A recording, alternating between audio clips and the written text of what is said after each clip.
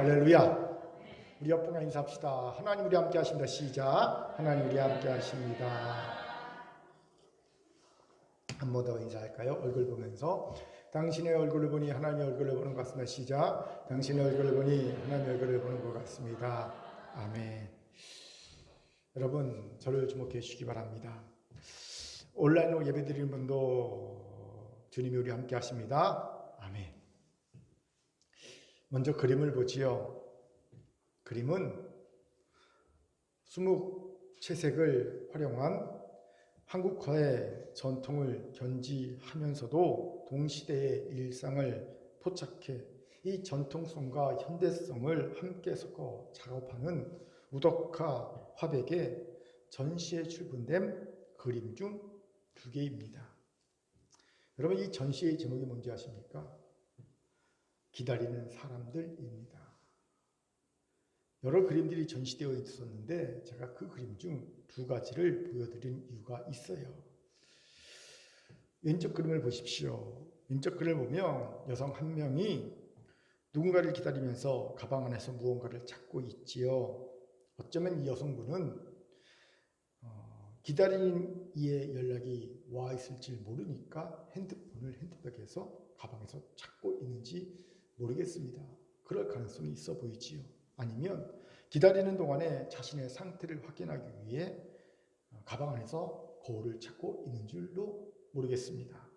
뭔지 모르지만 이 여성분은 기다리는 동안에 무언가를 찾고 있는 모습이 포착되어서 화폭에 담겨져 있음을 보게 되지요. 오른쪽 그림의 여성분은 받쳐 들던 우산을 거두며 하늘을 바라보고 있습니다. 아마도 조금 전까지 내리던 비가 진짜로 그쳤는지를 확인하기 위해서 이런 행동을 하는 것이 아닐까라는 생각이 들지요. 이 모습을 포착한 작가가 또 이 모습을 화폭에 담아 놓고 있습니다. 여기서 이런 궁금증이 생깁니다. 작가가 단지 무언가를 찾고 또 비개인 하늘을 확인하는 모습 때문에 2 여성분을 화폭에 담았을까요? 흔하디 흔한 일상의 모습인데 아닐 것 같지요. 뭔가 다른 의미가 있기에 이 여성 2분을 화폭에 담지 않았을까 하는 생각이 듭니다. 어떤 의미가 담겨 있을까요? 그 의미는 사실 그림을 대하는 관객이 찾아내고 해석해야 할 관객의 몫입니다. 물론 작가가 의도하는 말은 분명히 있지요. 하지만 그것은 많은 해답 중 그냥 하나의 해답일 뿐이고요. 정답은 아닙니다. 그림을 대하는 관객이 또한 많은 해답 중에 하나의 해답을 찾아내는 그뿐입니다. 저는요 이 2개를 보면서 문득 기다림에 필요한 무언가가 있다는 것을 깨닫고 그것을 생각해 보라고 작가가 관객에게 질문을 던지며 이 그림을 그렸다는 생각이 들더라고요.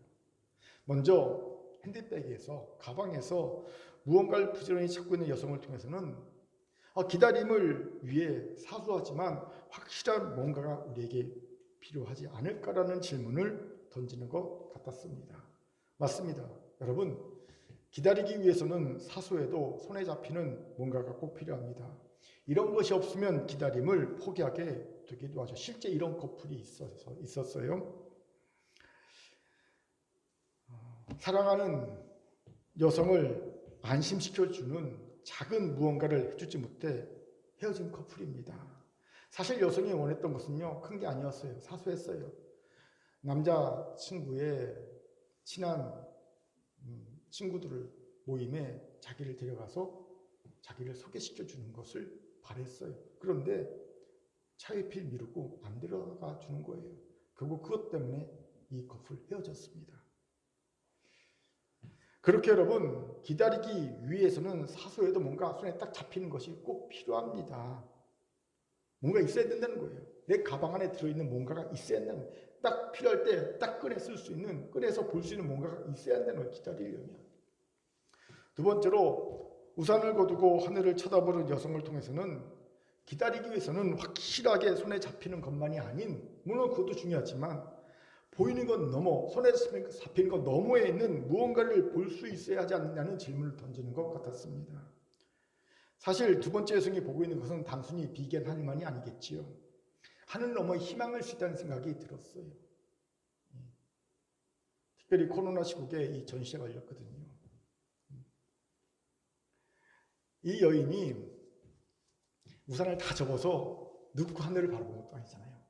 일단 우산을 거두어서 든 채 하늘을 바라보고 있잖아요. 뭔가 애매합니다. 어중간하지요. 코로나가 끝날 걸 기대하는 기다림이 있어요. 그런데 아직 우산을 접을 수는 없어요. 불안해요, 여전히. 그래서 우산을 거두고 있으면서 하늘을 바라보고 있는 그런 중간자적인 모습을 보이고 있다는 거예요. 여러분, 잘 기다리기 위해서는요, 손에 잡히는 것 중요합니다. 하지만 손에 잡히진 않지만 우리의 가슴을 뛰게 하는 희망이라는 것이 있어야 합니다. 그 희망을 확실하게 그 마음에 품는 자는 우산을 거두고 하늘을 볼 수 있습니다. 더 나아가서는 우산을 접어서 가방에 넣고 하늘을 볼 수 있어요. 물론 이미 얘기한 대로 우산을 완전히 접어놓은 상태는 아니지만 말입니다.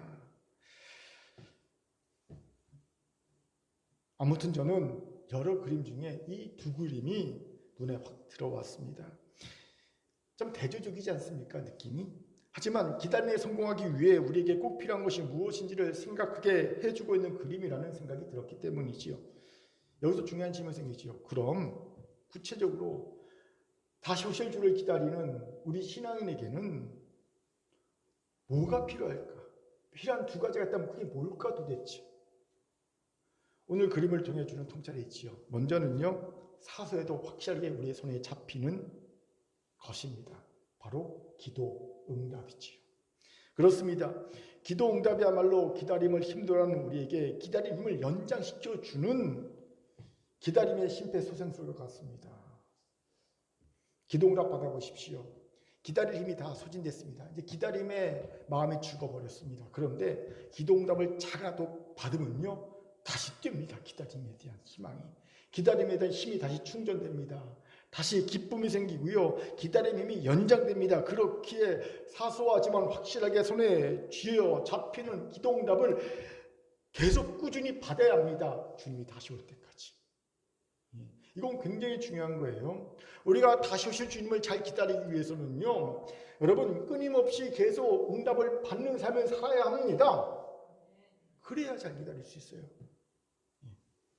두 번째로, 손에 잡히진 않지만 가슴을 뛰게 하는 것으로는요, 사명을 생각할 수 있어요. 사명을 그 마음에 가진 자는 손에 잡힌 것이 없어도 사명 때문에 가슴이 뜁니다. 사명의 힘든 기다림의 시간을 견디게 하는 강력한 힘을 주기 때문이지요. 이제 묻겠습니다. 사랑하는 큰교회 성도 여러분, 여러분에게는 다시 오실 주를 기다리기 위해 이 두 가지가 있습니까? 사망에 이른 기다림을 소생시켜주는 기도 응답이 여러분에게 꾸준히 있습니까? 가슴 뛰게 하고 힘든 시간을 버티게 하는 사명이 여러분에게 있습니까? 있기를 바랍니다. 만약 없다면 오늘 이 두 가지를 얻는 이들이 되기를 주의 이름으로 축원합니다. 아멘. 옆보가 이렇게 인사합시다. 기다림에 필요한 두 가지를 얻읍시다. 시작. 기다림에 필요한 두 가지를 얻읍시다. 아멘. 1월에 오늘 본문이 귀한 통찰을 주죠. 왜입니까? 본문에서 우리는 기다림에 필요한 두 가지, 기도응답과 사명을 얻을 수 있는 방법을 발견하게 되기 때문이지요. 무슨 말입니까? 본문을 봅시다. 본문은 우리가 잘 아는 내용일 겁니다. 부활하신 후에 예수님께서는 40일 동안 제자들과 함께 거하셨지요. 그러면서 하나님 나라 비밀을 알려주셨습니다. 그리고 40일이 지나자 드디어 예수님께서는 자신이 하늘로 승천하실 때가 되었음을 알게 되시지요.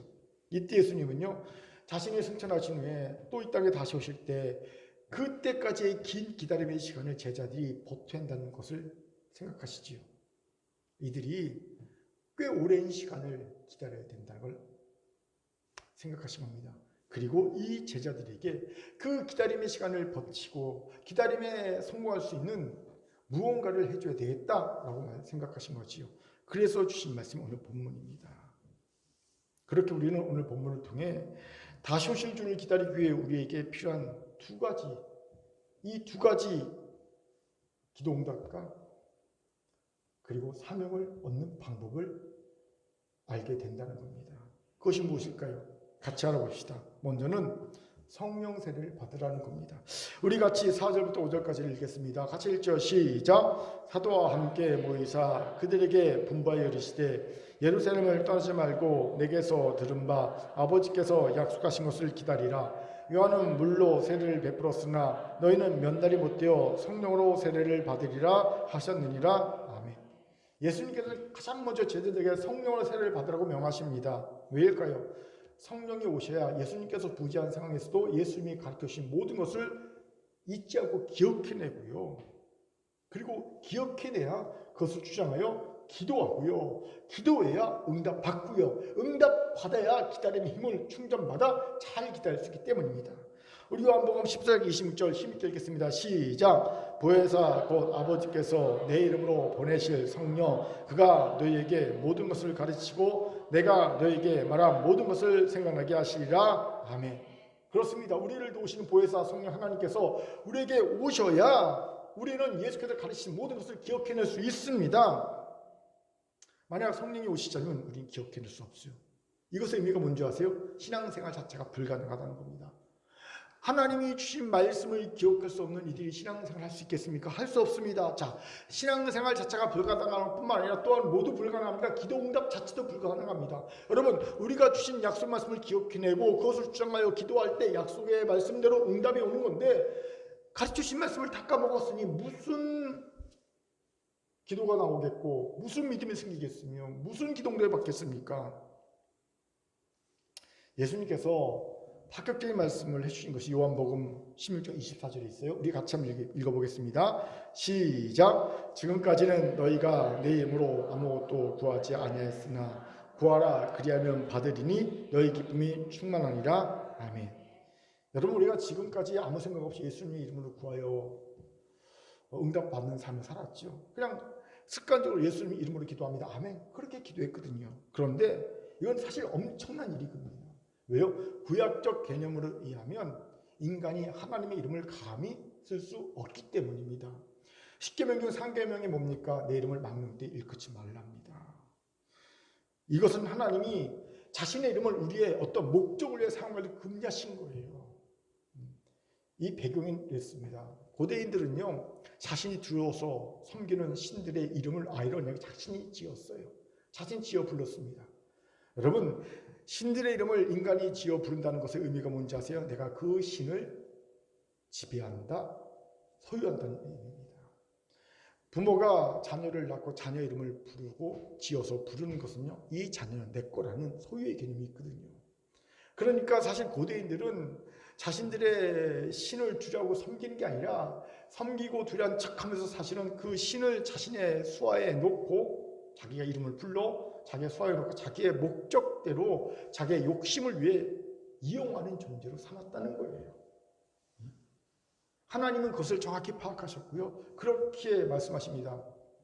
내가 이방 우상처럼 너희들의 목적에 이용당하는 존재가 아니야. 너희는 내 이름을 망령되 일컫지 마. 감히 하나님을 네 수하에 들려고 해? 이 뜻이거든요. 그래서 3계명이 그런 거예요. 하나님은 절대 자신의 이름을 우리가 함부로 우리의 어떤 목적을 사용할 수 있도록 허락하지 않으셨습니다. 구약에는. 그런데 예수님은 파격적인 말씀하십니다. 이제까지 너희가 내 이름으로 아무것도 구하지 않았다. 내 이름으로 구하지 않았다는 건 내가 하나님인데 3계명 때문에. 나 하나님이야. 구약의 그 하나님이야. 근데 너희들이 3계명 때문에 내 이름으로 아무것도 구하지 못했지? 그렇지만 이제 내가 이제 다시 말할게. 이제는 내 이름으로 구해. 그래서 받아. 기도응답 받아. 그래서 너희 기쁨을 충만케 해. 말씀하고 있는 겁니다. 왜 이런 파격적인 말씀을 해주는지 아십니까? 우리는 응답 받아야 그러니까 기다림의 힘이 충전돼서 잘 기다릴 수 있는 존재라는 걸 아셨기 때문입니다. 그렇습니다. 여러분, 응답 받아야 합니다. 그래 기쁨이 충만해지고요. 기쁨이 충만해져야지 바닥에 난 사망 신고된 이 기다림이 다시 소생합니다. 재충전될 수 있습니다. 그런데 이런 약속의 말씀을 잊어버리고 기도하자면 어찌 될까요? 못 기다리는 거예요. 기다림이 바닥에 나서 죽어서 끝나는 겁니다. 기다리지 못하는 겁니다. 이러니 보혜사 성령이 필요한 겁니다. 보혜사가 오셔서 약속의 말씀을 깨닫게 하시고 믿게 하시고 주장하게 하시고 응답받게 하시는 우리 성령 하나님이기 때문입니다. 여러분, 우리의 힘으로 절대 말씀을 기억해낼 수 없고요, 깨달을 수 없고요, 믿을 수 없고요, 말씀을 가지고 주장하여 기도할 수 없습니다. 이건요, 우리의 인간임을 할 수 있는 게 아니에요. 성령께서 도우셔야만 가능한 일입니다.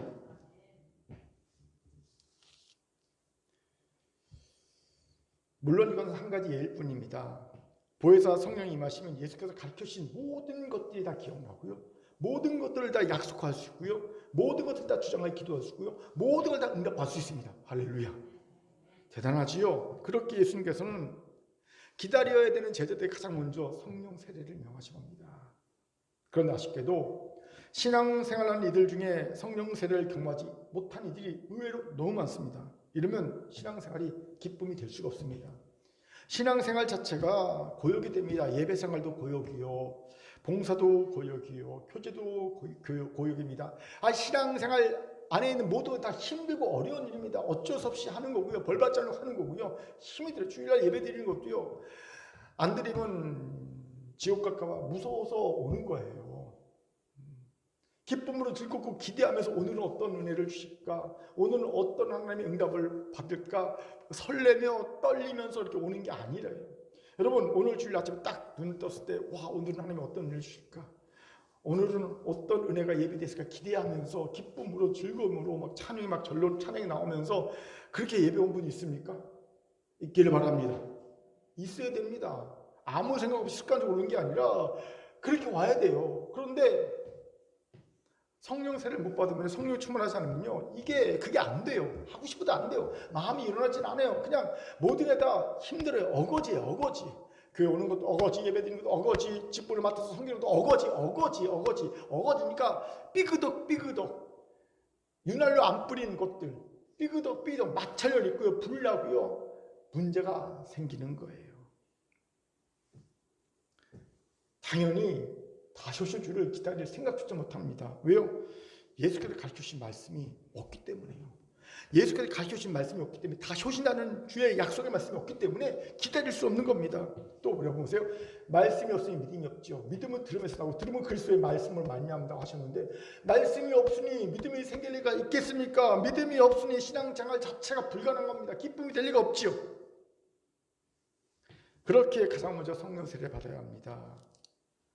성령 세례 받기를 주의 이름으로 축원합니다. 어떻게 받을까요? 오늘 본문 4절에 예수님께 뭐라고 말씀하십니까?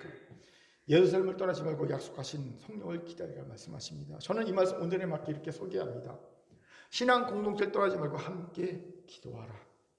실제로 보면 제자들은 예루살렘 성 안에 있는 마가의 다락방에 모여서 함께 40일 동안 기도하다가 성령 세례를 받지요. 그렇게 성령 세례를 받으려면 신앙 공동체 안에서 함께 합심하여 기도해야 합니다. 저는 그동안 목회를 하면서 성령 세례 받은 사람들에게서 공통적으로 보는 한 가지를 봤어요. 뭐냐 하면요, 혼자 뚝 떨어져 기도하지 않고 공동체 안에서, 신앙 공동체 안에서 함께 모여 합심하여 기도해서 성령 세례 받았다는 거예요. 다들 그렇게 받지요. 혼자 산에 뚝 올라가서 산속에서 기도하다가 성령 세례 받은 사람은 거의 드물어요. 대부분 그런 사람들은요, 성령을 받은 게 아니라 악령을 받더라고요. 이단 사이비 교주들이 다 대부분 그래서 이단 사이비 교주지 않습니까? 혼자 굴에다가 기도하다가 성령이나 악령을 받아서 이단 사이비 교주가 되지 않습니까? 그래도 목사님, 혹시 혼자는 진짜 안 됩니까? 뭐 가능하긴 하겠지요. 그런데 사실은 예수님은요, 성령은 그렇게 역사하지 않아요. 예수님이 이렇게 말씀하시죠. 마태복음 18장 20절 우리 같이 읽겠습니다. 시작. 두세 사람이 내 이름으로 모인 곳에는 나도 그들 중에 있느니라. 언제 예수님이, 그리고 예수의 영이 성령이 임하시는가? 두세 사람이 내 이름으로 모인 곳. 이걸 보면요, between, 두세 사람 사이에, among이라는 뜻이에요. 관계 속에 역사하신다는 거예요. 나 혼자 뚝 떨어져 있는데 성령이 역사하신 게 아니라 관계를 잘 맺을 때, 함께 관계를 맺고 공동체 안에 있을 때, 그때 그 관계에서의 성령이 역사하신다는 거예요. 그렇게 여러분, 나 혼자만 잘해서 성령 세례 받는 것이 아닙니다. 대신 공동체 안에서 바른 관계를 맺고 함께 기도할 때 참 성령의 세례를 받게 되는 겁니다. 그렇게 사랑하는 공교회 성도 여러분, 혼자 뚝 떨어져 있지 마세요. 절대 성령 충만할 수 없습니다. 코로나 팬데믹이 장기화되면서 나타나는 부작용이 뭡니까? 사회적 거리를 두면서 마음의 거리도 멀어지는 거예요. 예, 그렇죠? 관계의 무엇인가? 단절. 사람들이 뚝 떨어진 섬처럼 홀로 서 있는 것이 부작용이지요. 서두에서 언급한 우덕화 작가의 기다리는 사람들도요, 사실은 전시회를 보면요, 놀랍게도 모든 그림들이 다 혼자 섬처럼 뚝뚝 떨어졌어요. 둘 그린 적이요, 그림이 없어요. 다 개인을 그렸어요. 다 개인. 왜 개인을 그렸냐면요, 코로나 팬데믹 상황을 말하는 겁니다. 지금 코로나가 장기화되면서 사람들이 다 홀로 뚝 떨어졌다는 거예요. 고독하게 혼자 떨어졌다는 걸 보여주는 거예요. 예. 그러면서 뭘 기다리냐? 이 재난이 지나가야 기다리는 거예요. 그런데 재밌게도요, 각 사람들이 뚝뚝 떨어져 있는 것 같은데 전시를 딱 가보면 놀랍게도 교묘하게 그 사람들이 연결돼 있게 배치를 해놨어요. 무슨 얘기냐면요, 그렇지만 함께 한다는 겁니다. 어쩔 수 없이 거리를 두고 어쩔 수 없이 혼자 뚝뚝 떨어져 살고 있지만, 고립되어 있는 것 같지만 그래도 우리는 연결해서 함께 있어야 된다. 그래야지 기다릴 수 있다는 것을 이 작가가 보여주는 거예요. 이 전시의 주제가 그래요. 예. 이 코로나 팬데믹을 벗어나며 새로운 희망의 삶을 기다리는 사람들은 연결해야 된다. 함께 있어야 된다. 이거를 강조하고 있어요. 마찬가지입니다, 여러분. 함께 합니다. 기다리는 사람들은 고립되어 혼자 있으면 안 됩니다. 함께 합니다. 공동체 함께, 공동체 안에 있어야 합니다. 그러면 그 공동체 성령이 임하시는 거예요. 그래서 우리가 잊어버린 예수의 가신의 약속을 기억나게 하고 그것을 주장하면서 기도하여 기도응답 받게 하는 거예요. 죽었던 기다림에 소생하는 순간이지요. 여러분, 너무나 당연하게 성령이 충만하게만 사람, 당연히 뭐하는 사람이 된지 아세요? 그래서 화목한 직책을 가지. 다툼이 있는 곳에, 갈등이 있는 곳에, 분쟁이 있는 곳에 성령 충만한 사람이 들어가면요, 화목해 돼요. 예. 여러분, 악령 충만하면 뭐가 일어납니까? 갈등과 분열이 일어나는 거예요. 제가 오늘 아주 희한한 꿈을 꿨는데, 원래 원고에는 없어요. 오늘 새벽에 꾼 꿈이라. 너무 생생하게 기도 내용이 다 기억나서 제가 꿈을 얘기합니다. 꿈속에서 전직 대통령 둘이 있어요. 근데 둘이 앙숙이에요. 이름만 되면 아는 분들이 앙숙인 두 분이 나와요. 그런데 이 두 분들이 원수의 앙숙이야. 근데 제가요, 우리 교인 아니냐 보니까 이분 전직 대통령 가서 막 울면서 기도하더라고. 이들을 용서하라. 막 울면서 내가 진짜 너무 간절하게 기도했었어요. 그리고 또 여기 가서도 저들을 용서해달라고 저 간절히 울면서 기도해주고요. 그리고 또 둘을 다 불러놓고 또 같이 서로 용서하라고 간절히 기도하더라고요. 근데 너무 간절히 기도해서 그 기도 내용이 지금 다 기억나요. 그러다 깼어요. 울면서 기도하다 깼어요. 참나 희한하다. 왜 이런 기도를 했을까? 아마 오늘 본문 말씀을 묵상하다 그런 것이 아닐까라는 생각이 문득 들기도 하는데, 여러분, 우리가 성령 충만하면요, 화목해 하는 사람은 화목해 하는 직책을 감당케 합니다. 관계를 잘 맺게 되거든요. 예. 그래서 연결시켜요. 사랑하는 큰교회 성도 여러분, 이제 우리 큰교회 공동체 안에서 함께 연합해 기도하면서 성령 세대를 기다립시다. 분명 약속하신 대로 보혜사 성령께서 우리가 임하여 주실 것이고요, 생명나게 하실 것이고 기독케 하실 것이고, 그래서 응답받게 하실 줄 믿습니다. 기다림의 힘이 증폭될 줄 믿습니다. 아멘. 자, 옆봉에 인사합시다. 공동체 안에서 함께 기도하여 성령 세례를 받읍시다. 시작. 공동체 안에서 함께 기도하여 성령 세례를 받읍시다. 아멘.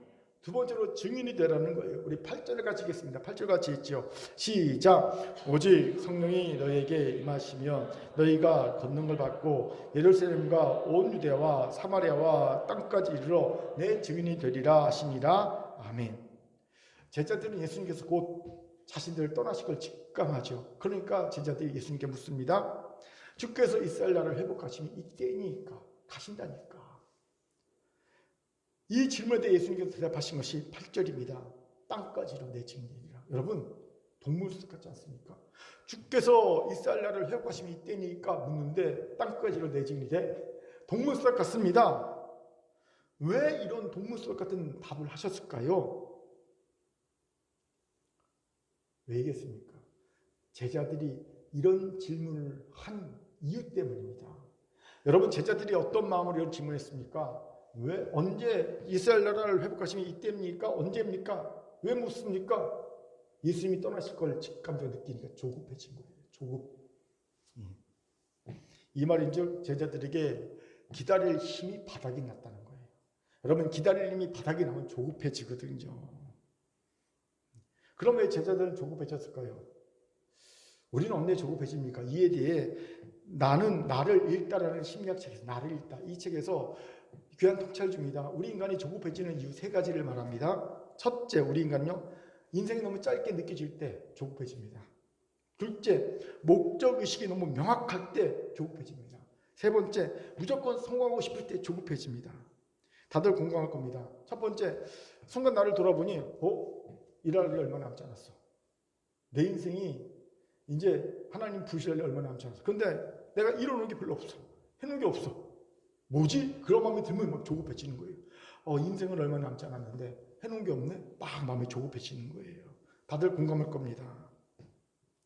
또 내가 해야 할 너무나 명확한 목적이 있으면요, 그때도 조급해집니다. 그것 외에는 아무것도 눈에 보이지 않는 거예요. 들리지 않는 거예요. 그러니까 조급해질 가능성이 농후해지죠. 이것밖에 없으란 마음이 딱 든 순간 조급해지거든요. 사도 바울 보십시오. 그는 1차 전도 여행 때 공동체를 배신하고 떠난 청년 마가를, 그래 청년이니까 서툴고 미성숙해, 옆에서 계속 데리고 있으면서 잘 성숙해서 써먹어야지 라는 마음을 갖지 못합니다. 당장 내쳐버리시오. 왠지 아세요? 그에게는요, 너무 분명한 명확한 목적이 있어요. 이방인 선교라는. 너무나 분명한 명확한 이방인 선교의 목적이 있으니까 마음이 조급해지거든요. 그러니 미성숙한 사람 언제 키웠습니까? 예? 언제 기다렸습니까? 당장 필요한 사람은 성숙한 사람. 어떤 직을 맡겨도 아무런 원망 불평 없이, 어떤 고난이 있어도 원망 불평 없이 그 일을 잘 감당을 할 막그릇같이 막 쓸 수 있는 사람, 편하게 쓸 수 있는 사람, 준비된 사람, 이런 사람이 필요했던 거예요. 내치지. 저도 이런 경험이 있습니다. 예전에 제게 부흥이라는 한 단어가 제 머리에 꽉 찼어요. 부흥이라는 분명한 목적의 제안에 꽉 차 있을 때가 있었습니다. 그때 저는요, 연약한 지체를 보면 국민의 마음이 생기질 않았어요. 왜? 연약한 지체를 데리고 언제 부흥을 이룹니까? 그렇죠? 성숙한 어떤 일에서도 함께 동역할 수 있는 그런 내 오른쪽 팔, 왼쪽 팔, 그럴 정도 되는 사람들이 있어야지 부흥을 일으키요. 사정 다 봐주고 감정 다 공유해주고 아파해주고 힘들어해주고 얼려주면서 애기처럼 다뤄주면서 그들과 어떻게 부흥을 이루게 됩니까? 말이 안 되는 거예요. 그러니까 가치 없죠. 그런 사람들에 대해서 가치 없었어요. 더불어 직접적인 연관이 없는 것도 쉽게 포기하는 어리석음도 보였어요. 왜요? 내가 이룬 목적과 직접적으로 연관이 없는 건 다 사소해 보이거든요. 가치 없는 일 보이는 겁니다. 한 예로 제가 한 15년에서 17년 동안을요, 동기 목사들과 개인적 만남을 가지지 않았어요. 왠지 아세요? 아니, 교회를 부흥시켜야 되는 목회자가 기도하고 말씀 보고 목회하는 것에 전념해야지. 아니, 동기 만나서 밥 먹고 수다 떨고 운동하고 이게 무슨 의미가 있어, 가치가 있어, 참 한심하다 라는 생각이 드는 거예요. 그러다 보니까 친구 만나는 게 싫어요. 그 시간에 차라리 기도하고 말씀 보고 신방하는 게 낫지. 왜 내가 친구를 만나지? 이런 마음이 분명하게 있었어요. 가치 없어 보입니다. 이러면 남들이 보기에는요, 목적한 바를 이루기 안달이 난 조급한 사람 보일 수 있어요. 실제도 그렇고, 제 경험이기도 합니다. 마지막으로 무조건 성공하고 싶은 마음, 욕심이 들면 마음이 조급해집니다. 왜 사람들이 인생의 계단을 밟아 올라가지 않고 인생의 엘리베이터를 타고 한꺼번에 쫙 올라가려다가 나라로 추락한지 아십니까? 욕심이 생겨서 그래요. 욕심이 생기면 조급해지거든요. 반드시.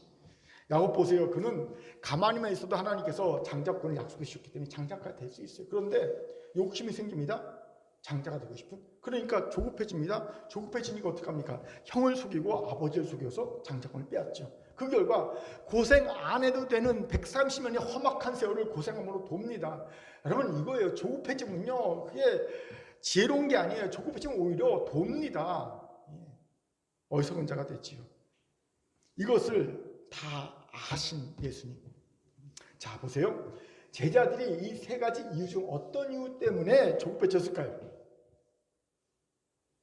두 번째, 목적이 너무 명확했다는 겁니다. 그렇습니다. 제자들에겐 하나님 나라 회복이라는 너무나 명확한 목적이 있었죠. 이것 위해서는 자기의 삶을 던질 헌신할 만한 그런 자들이 제자들이었습니다. 이것을 다 하신 예수님께서는 제자들에게 땅까지 이뤄 증인이 되라는 사명을 명하고 계신 겁니다. 왜요? 조급하지 말라는 거예요. 여러분, 말이 땅까지 이뤄 내 증인이 되라 이거지요. 이거 기한이 언제까지 할 수 있는 건지 정할 수 있습니까? 한 1, 2년이면 됩니까? 아니 10년, 20년 됩니까? 몰라요. 땅까지 이뤄 내 증인이 되라 이거 10년, 20년을 이룰지 기한 정할 수 없습니다. 무한정 걸릴 수 있죠. 그러니 조급해서는 이거 못합니다. 왜 이런 말씀 하십니까? 조급하지 말라는 거예요. 조급하게 언제 회복됩니까? 이스라엘 나라가 제자들에게 조급하지 마라고 말씀한 겁니다. 여기서 다시 질문이 생기죠.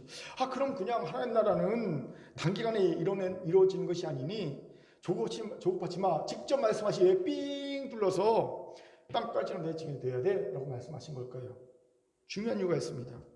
제자들의 조급함을 사명으로 대체하시기 위해서예요. 여러분, 조급함은 우리의 가슴을 옥죄입니다. 심장과 뇌에 아주 안 좋은 영향을 끼치지요. 조급해지세요. 조급해지면요, 심장 망가집니다. 뇌도 망가집니다. 아주 안 좋습니다.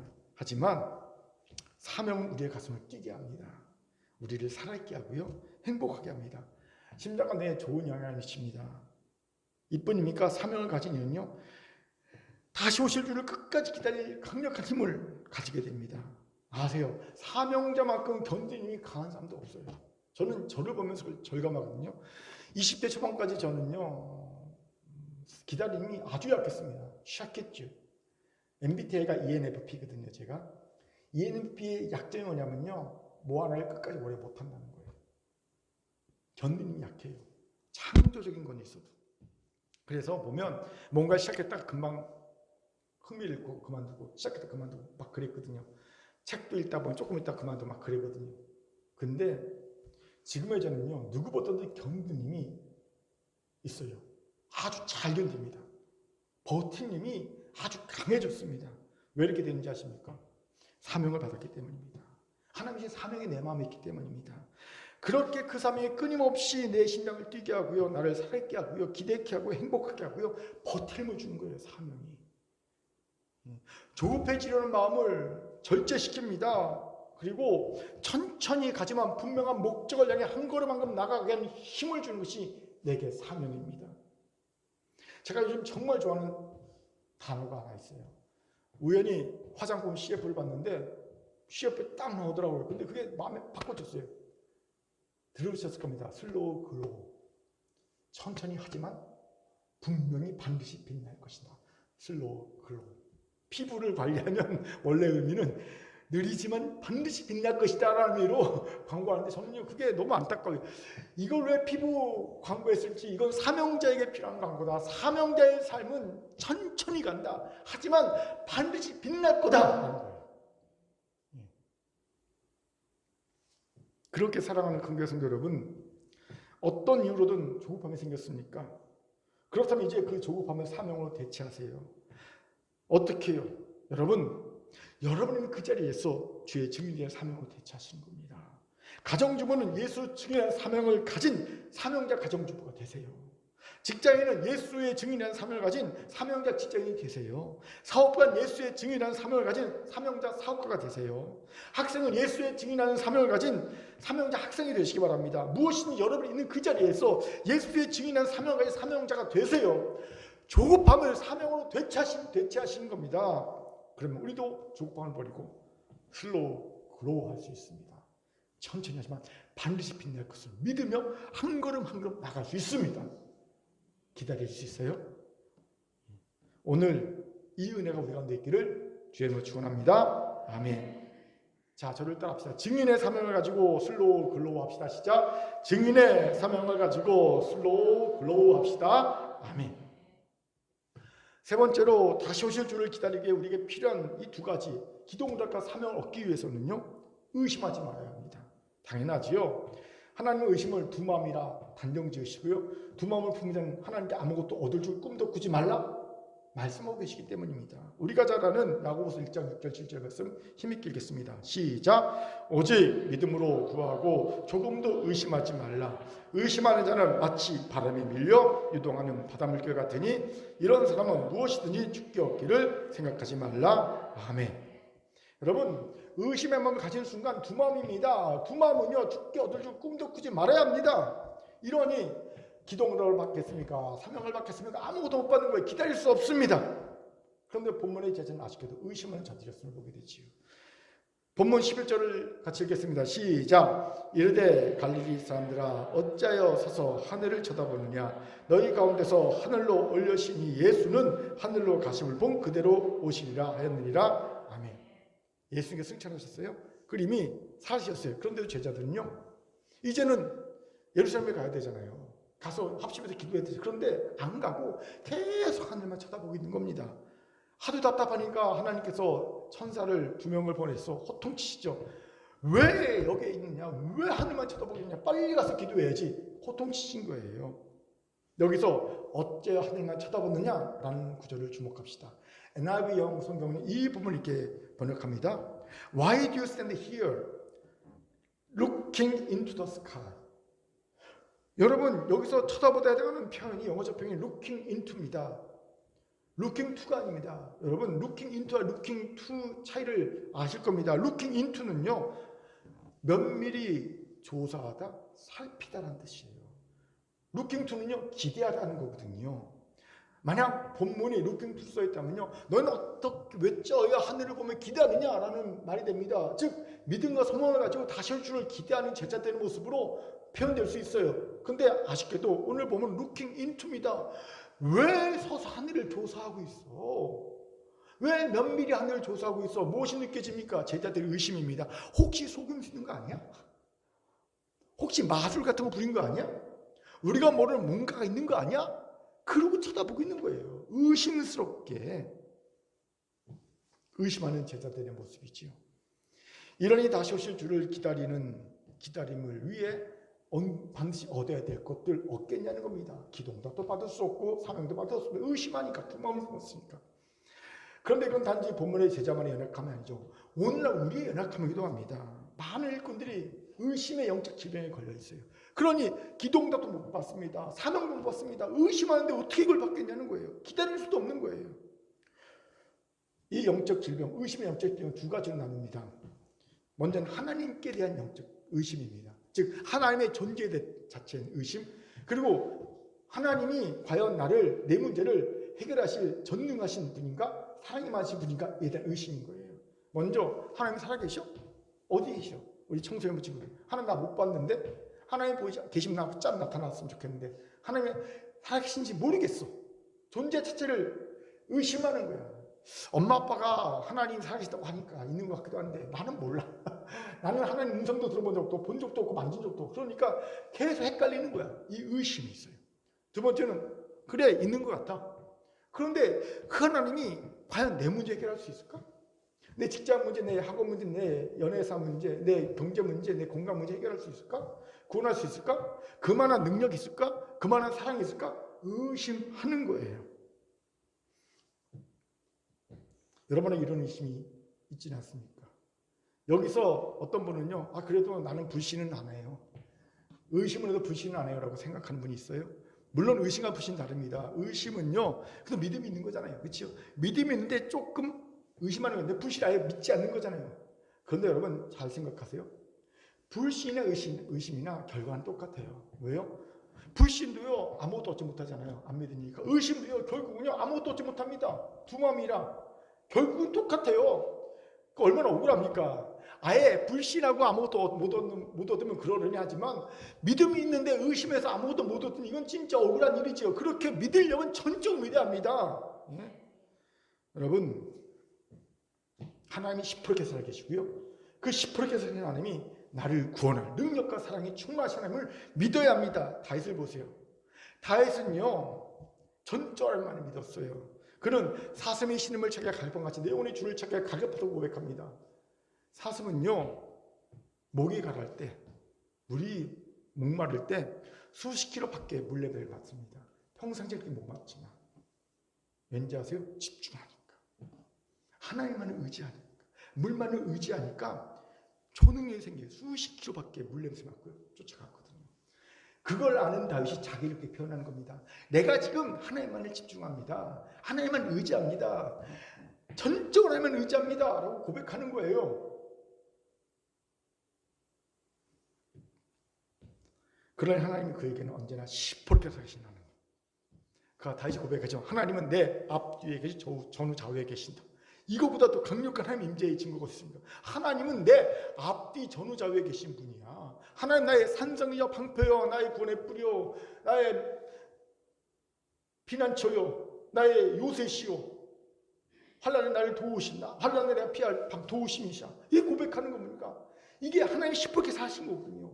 다윗이 하나님을 고백하는 용어들은 다 그의 실생활, 그의 평생의 전쟁터에서 그가 경험했던 그것들이 그냥 표현되는 거예요.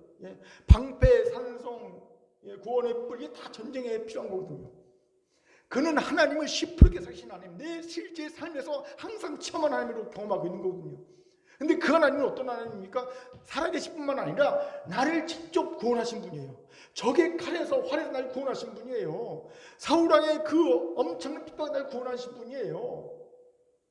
그럴 사랑과 그럴 능력이 있는 분인 거예요. 그러니 하나님이 이렇게 나타나신 거예요. 이렇게 믿으니 이렇게 역사하신 거예요. 다윗이 전적 하나님을 그렇게 신뢰하고 믿으니 하나님 정말 그렇게 다윗에게 나타나신 겁니다. 시퍼렇게 살아서 그를 구원하시는 하나님으로, 전능과 사랑의 하나님으로 그에게 나타나신 겁니다. 우리에게도 이렇게 나타나야 합니다. 그렇게 이제 우리 가운데 있는 우리의 믿음 가운데는 작은 의심의 누룩을 제거해야 합니다. 난 요만큼 의심이 있는데, 여러분 그 요만큼이 얼마나 무서운 줄 아세요? 여러분 밀가루에 누룩 조금만 넣어보세요. 부풀어버리지 않습니까? 의심은요 작은 거라도 있는 순간 우리의 믿음을 의미 없게 만들어버립니다. 3시간 열심히 기도했습니다. 열심히 기도했는데 사단은요 딱 기도하고 일어난 사람에게 한마디 슬쩍합니다. 마음속에 내 하나님이 들어주실까? 3시간 기도 끝. 공수표 날아가는 거예요. 그 작은 한마디를 수용할 때 3시간 부르지 않았는데 열심히 주여라고 기도해놓고 한마디 쓱, 하나님이 과연 내 기도 들어주실까? 요 작은 의심, 요 한마디 딱 내가 용납하는 순간 그 기도는 꽝! 3시간 잠을 자는 게 훨씬 더 낫다. 꽝인 거예요. 왜요? 작은 의심은 누를 것 같아서 온 땅을 부풀리거든요. 그렇게 이제는 하나님께 된 작은 의심도 용납하면 안 됩니다. 제거될 줄 믿습니다. 아멘. 두 번째는 자기 자신에 대한 의심이 있어요. 쉽게 말해 내가 하나님 사랑받을 자격이 있어? 나 같은 것이 하나님의 일을 감당할 자격과 능력이 돼? 이런 의심이 있어요. 자기 회의지요. 여러분 이런 일을 보면서 제가 한 가지 공통점을 발견했어요. 자기 회의에 빠지는 사람들의 특징이 뭔지 아세요? 공통점이 뭐냐면요, 비교한다는 거예요. 남과 비교한다는 겁니다. 여러분 남과 비교하면요 아무리 내가 능력이 있고 뛰어나도요 항상 자기 배에 빠집니다. 왜요? 세상은요 나보다 뛰어난 이들이 엄청 많기 때문에. 아무리 똑똑해도요 나보다 똑똑한 사람도 있어요. 아무리 능력이 있어요 나보다 능력한 사람이 있어요. 반드시 세상에. 그러니까 비교하면 할수록 항상 자기 배에 빠지게 돼 있습니다. 그렇게 하나님은 비교하지 말라고 하십니다. 하나님은 고린도후서 10장 12절에서 이렇게 비교한 자의 어리석음을 말씀하십니다. 표준세모를 같이 읽어볼까요? 시작! 우리는 자기를 내세우는 사람들 중에 스스로를 끼워넣거나 그들과 견주어 보려고 하지 않습니다. 그러나 그들은 자기네가 만든 척도로 자기네 스스로를 재고 자기네가 세운 표준에다가 자기네 스스로를 견주어 보고 있으니 어리석기 짝이 없습니다. 무슨 말이냐면요, 세상은요 자기네 스스로 알아서 기준을 만들어 놓고 그 기준에 사람을 몰아놓고 비교시킨다는 겁니다. 그리고 위에 있다고 교만하고 그 비교해서 밑에 있다고 좌절하고 그러고 산다는 거예요. 야, 그리스도인이 그런 세상의 어리석음에 끼어들지 마. 세상은 그렇게 서로 많은 마음들 기준을 만들어 놓고 그 기준에 끼어놓고 서로 비교당하고 비교하면서 교만하고 좌절하는데 너 하나님의 자녀가 왜 그런 일에 끼어들어야 좋게 그거거든요. 20대에 해야 될 일, 30대에 해야 될 일, 40대에 해야 될 일, 50대에 해야 될 일, 60대에 해야 될 일. 50대 됐는데 적어도 그랜저 타야 되고 적어도 40평 아파트에 살아야 된다. 세상이 이렇게 말해요. 근데 내 기준을 보니까 그게 안 돼 있으니까 좌절해요. 이렇게 살지 말라는 거예요. 나는 나예요. 너는 너라는 거예요. 무소의 뿔처럼 우직하게 네 길을 가라는 거예요. 아멘. 세상의 어리석은 이 비교의 기준에 따라 내 삶을 좌우당하는 어리석은 자가 되지 않길 바랍니다. 두 번째, 과거의 실패를 떠올리면서 과거의 실패를 떠올리면서 자신의 능력을 의심합니다. 우리 종종 하죠. 우리 무언가 행동하려고 하면 꼭 그때마다 뭔가 결정적으로 행동하려면 그때마다 과거의 실패의 경험이 같이 영화 필름 좀 내 머리에 확 돌아가면서 또 실패할 것 같아. 그리고요 푹 나를 주저앉히지. 두려움 때문에. 저는 그동안 이런 이유로 하나님이 주신 기회를 놓친 사람들 진짜 많이 봤습니다. 뭔가 하나님이 기회를 주셨는데 그 기회를 잡으려고 할 때 과거의 실패의 경험이 필름처럼 싹 돌아갑니다. 그리고 또 실패하면 어떡하지 두려움이 생기면서 주저하다가 기회를 놓치는 거예요. 기회는 항상 앞머리만 있고 뒷머리가 없거든요. 잡으려고 하다 글쎄 하면요 쓱 지나갑니다. 그럼 뒷머리 잡으려면 없어요. 뒷머리는요. 기회는요 보일 때 잡는 거예요. 보일 때 딱 눈앞에 보일 때 딱 잡는 거지요. 잠깐 생각하면 그 사이에 내게 아닌 게 기회예요. 그렇게 여러분 제가 말씀드립니다. 내 마음 가운데 이런 생각이 듭니까? 과거의 실패가 막 떠오르면서 두려운 마음이 듭니까? 그럼 사단의 공격이 시작됐다는 걸 아시고요. 이때 필요한 하나님의 말씀을 주장하세요. 이사야서 43장 18절 말씀입니다. 같이 읽겠습니다. 시작. 너희는 이전 일을 기억하지 말며 옛날 일을 생각하지 말라. 여러분 하나님께서 말씀하신 거예요. 용사진 과거의 실패 더 이상 얽매이지 마. 과거의 실패에 더 이상 너를 고문하지 마. 왜 과거의 실패에 하나님이 용서하시고 용납하시고 하나님이 잊어버리셨는데 왜 우리가 그걸 갖고 나를 고문하고 그걸 갖고 나를 힘들게 하고 그걸 갖고 나를 옥죄고 주저앉힙니까? 바보지요. 제발 그러지 마세요. 목사님 내가 옛날 이런 일을 해서 실패했는데 그래서 또 그럴 거가 두려워요. 바보 같은 일입니다. 이건 사단이 수면 속삭임에 넘어간 거예요. 하나님 말씀하시나 너는 이전 일을 기억하지만 옛적 일을 생각하지 마. 얽매이지 말라는 겁니다.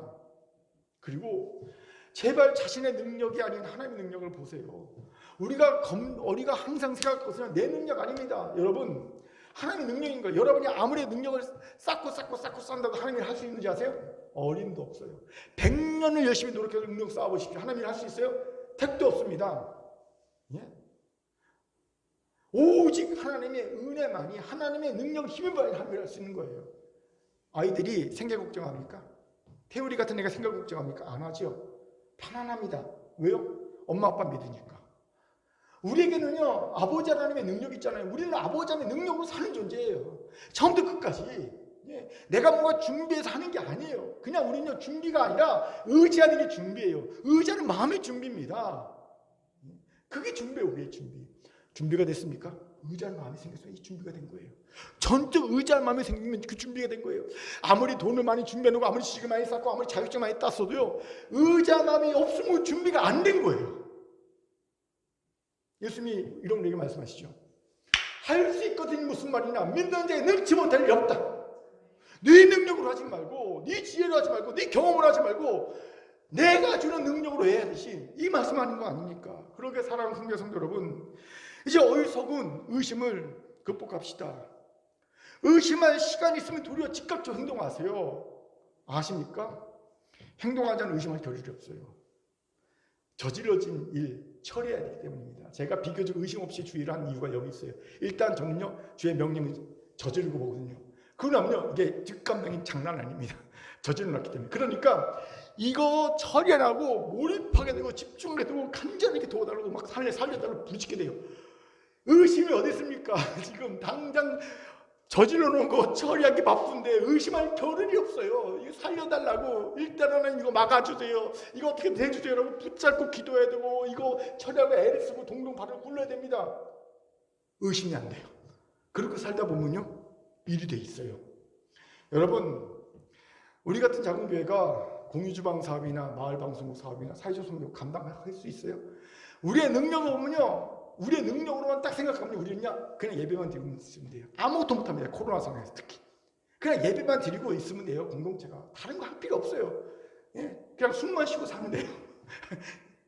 그런데 이걸 왜 하는지 아십니까? 저는요 제 능력, 우리의 능력을 보고 일을 시작한 사람이 아니에요.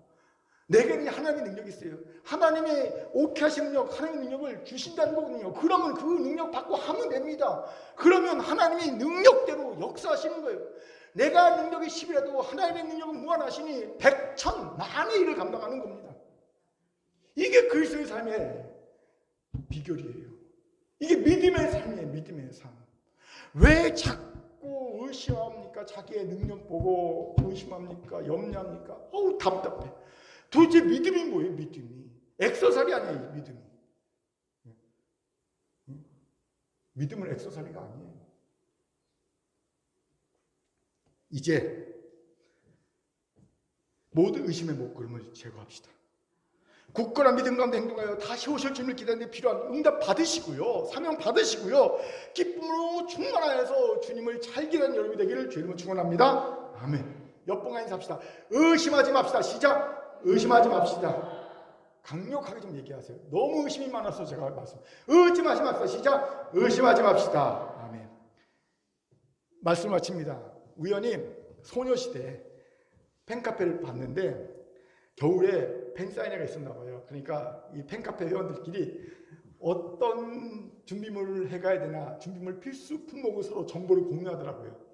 그런데 여러분, 어떤 필수 품목이 준비물이냐면요, 첫째, 우리 친구들 번호표. 전 팬스 한 번을 가보지 않았지만 번호표, 그 다음에 사인받을 CD, 그리고 한 가지가 선물. 이 세 가지가 필수 품목이더라고요. 이해됐어요. 그렇지, 이 정도는 갖고 가야지. 그런데 제가 황당한 게 뭐가 있냐면 손난로가 있더라고요. 필수 품목. 응? 팬사인회 왜 손난로가 필요하지? 왜 필요한 것 같습니까? 우리 친구들 알 거예요. 왜 필요할까요? 겨울이니까 언손을 따뜻하게 하려고요? 아니요. 소녀시대 자기가 좋아하는 그 가수랑 악수할 때 내 손이 차가우면 어떡합니까? 놀라잖아요. 그러니까 내 손을 따뜻하게 만들어 놓기 위해서 꼭 필요한 게 손난로예요. 손을 따뜻하게 해서 악수할 때 따뜻하다 이렇게 해주려고. 제가 그거 보면서 무슨 생각이 들면, 첫째, 가지가지 한다. 가지가지 한다. 또 한 가지, 부끄럽다. 자기가 좋아하는 가수 팬사인회에 가려고 서로 정보 교환합니다. 준비할 게 뭐야? 필수품은 뭐야? 손난로까지 꼭 가져가야 돼. 이렇게 얘기합니다. 그런데 우리는 다시 오실 주님을 기다린다고 하면서 준비물이 뭔지도 몰라요. 뭘 준비해야 될지 몰라요. 정말로 기도응답을 준비해야 되고 정말로 사명을 사명해야 될지 몰라요. 이걸 모르면 어떻게 준비할지 모르는 거예요. 여러분, 오늘 주님 말씀하십니다. 기도응답과 사명을 준비해. 어떻게 준비할 거냐? 성령으로 세례를 받아 신앙 공동체 안에 거하면서 함께 기도하면서 준비해. 조급함을 사명으로 대체해.